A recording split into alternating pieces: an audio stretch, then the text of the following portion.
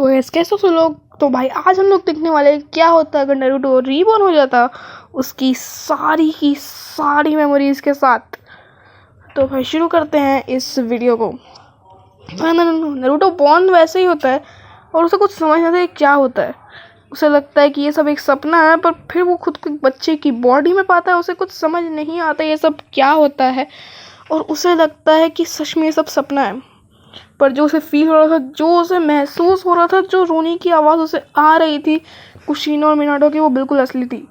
फिर अचानक से ओबिटो से होस्टेज बना लेता है, पर इस बार नारुतो उसका चक्रा एब्जॉर्ब करने की कोशिश करता है कुरामा से, जो कि वो कर नहीं पाता।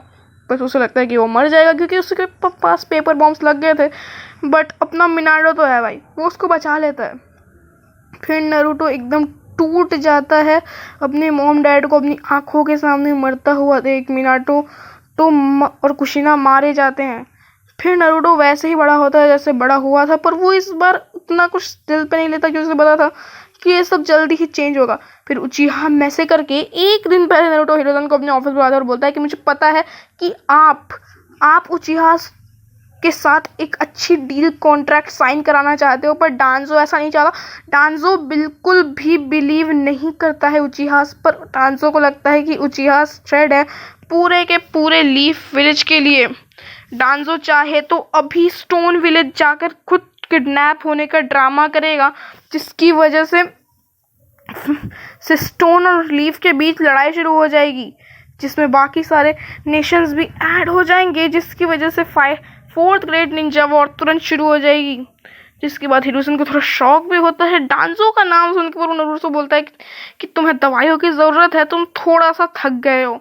फिर नारुतो उसे बोलता है कि अगर मैं थक गया हूँ तो मुझे बताइए कि मैं आपके सामने अभी इतना एनर्जेटिकली कैसे बोल पाता हूँ, और बताइए कि डांजो जैसे शैडो होकागे के बारे में एक बच्चे को कैसे पता चला। और आप ये भी सोचिए कि मुझे कैसे पता चला कि सारे 3 ग्रेट्स निंजा वॉर खत्म हो चुके हैं, और मुझे ये कैसे पता चला कि स्टोन विलेज गिरेगा घूरे और लीफ विलेज के बीच इतनी दुश्मनी है। और मैं आपको बता दूं कि इताची उचिहा शिशुई उचिहा के मरने के बाद जब डांजो शिशुई की आँख को ले लेगा, उसके बाद इताची पूरे उचिहा क्लैन का मैसेकर करेगा। और अगर आपको मेरी बात पे अभी भी यकीन नहीं है तो आप एक आनबू को हिरोजन के पीछे डांजो के पीछे लगाइए। डांजो शिशुई की आँख को लेने के बाद बहुत ज़्यादा ओवरपावर्ड हो जाएगा। फिर वो इताची को मैनिपुलेट करेगा उचिहा मैसेकर कराने के लिए। और हाँ, शिशुई अपनी एक आँख दे देगा इताची को, ताकि वो लीफ विलेज की प्रोटेक्शन के लिए इसे इस्तेमाल कर सके। और लीफ विलेज की प्रोटेक्शन को इताची उससे वादा भी करेगा। उसके बाद फिर शिशुई अपनी जान दे देगा, सुसाइड कर लेगा, क्योंकि उसकी एक आँख जा चुकी है।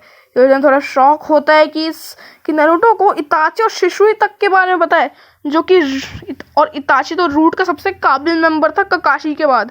और शिशुई तो इतना ज़्यादा ताकतवर था कि पूछो मत। कोतोमासु कामे सानू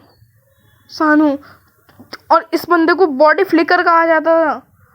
तो भाई ये सुनकर हिरोजन थोड़ा सा शॉक तो होता है, पर फिर हिरोजन बोलता है कि मुझे वैसे तुम्हारी बात पे बिल्कुल भी भरोसा नहीं है, पर अगर तुम इतना बोल रहे हो तो मैं एक आनबू को उसके पीछे लगा दूंगा।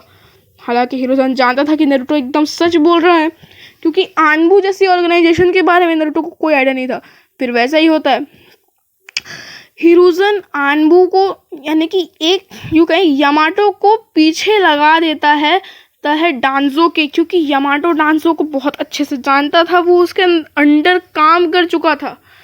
वो चाहता तो ककाशी को भी रख सकता था, पर उसने ऐसा नहीं किया क्योंकि वो चाहता था कि यामाटो वुड स्टाइल से उस पर नज़र रखे, जिसकी वजह से डांजो को उसकी भनक ना लगे।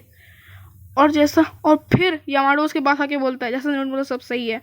डांजो ने शिशुई की आँख ले ली है, जिसकी वजह से अब फुगाकू लीफ विलेज पे अटैक करना चाहते हैं। तो हिरोजन और फुगाकू मिलके थोड़ा सा कॉन्फ्लिक्ट सही कर लेते हैं। फिर हिरोजन बुलाता है नारुतो को अपने ऑफिस में, और नारुतो बोलता है कि आप फिक्र मत कीजिए, मैं ज़्यादा से चीज़ें सेम ही रखना चाहूँगा। और हाँ, एक और चीज़ बता दूँ कि अब जून एग्ज़ाम्स में बहुत तगड़ा एक अटैक होने वाला है, कोनोहा क्रश अटैक। और ये क्रश अटैक इतना ज़्यादा पावरफुल होगा कि कोनोहा पूरी तरह से मिट्टी में मिल सकता है, तो आप बच के रहना। और वो यही बता देता है कि इस अटैक के पीछे मेनली हाथ तो अपने ओरोचिमारू का ही होने वाला है, और बोलता है कि इसमें सैंड और साउंड विलेज इन्वॉल्व है। फिर वही होता है, ओरोचिमारू वहाँ पे आ जाता है और हिरुज़न को मारने की कोशिश करता है, पर हिरुज़न इस बार सब कुछ जानते हुए अपने स्टूडेंट के हाथों मरना प्रेफर करता है, क्योंकि वो बुढ़ा हो चुका था और उसे मरना ही था। जिसके बाद फिर नारुतो ओबिटो को ढूंढता है और ओबिटो को मदारा के बारे में सब कुछ सच बताता है, कागुया के बारे में सब कुछ सच बताता है और अपने बारे में सब कुछ बताता है। फिर ओबिटो पे एक लंबा टॉप में जुत्सु चलता है, जिससे ओबिटो अपने बचपन की आंखों से हाथ हटा लेता है और फाइनली वो बंदा लीफ विलेज की तरफ हो जाता है। फिर नागाटो के साथ भी वैसा ही होता है और नारुतो होकागे बन जाता है। मतलब सब कुछ सेम ओरिजिनल एनिमे की तरह ही रहता है, बस ये डिफरेंस होता है कि ओत्सुत्सुकी का खतरा इस बार आता ही नहीं है।